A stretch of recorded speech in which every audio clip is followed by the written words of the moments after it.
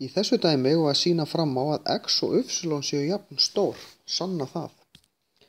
Til þess að geta það þá þurfum við að kalla hornið hérna á milli einhverju nafni og við skulum kalla það til dæmis bara setu. Það er gefið að línurnar M og P eru hornréttar hvor á aðra, þetta er 90 gráðu horn, og L og K eru líka hornréttar hvor á aðra. Þannig að við vitum að x plus z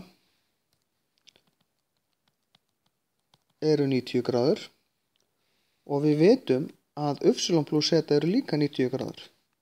Y plus z er jafnt og 90 gráður. Skulum umskrifa báðar þessar formúlur þannig við fáum x er jafnt og 90 mínus z, y er jafnt og 90 mínus z. Og fyrst að þetta er bæði 90 mínus z þá er x jafnt og y og ég er búinn að sanna þetta. Hér eigum við að draga helmingunarlínu beggja hornanna og sýna á milli þeirra sé 90 gráðu horn.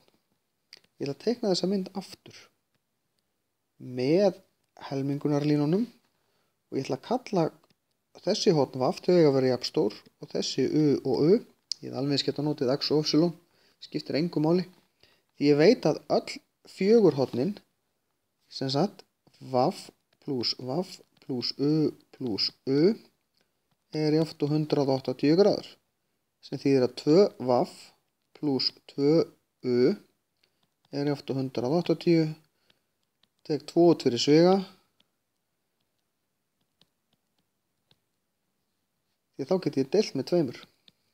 Dettur út, V plus U er jafnt og 180 og það er einmitt V plus U er bæði hornin á milli helmingunarlínuna, það átti að vera 90, því ég deildi með tveimur, er jafnt og 90 og þar er ég búinn að sýna fram og sanna það sem ég átti að sanna.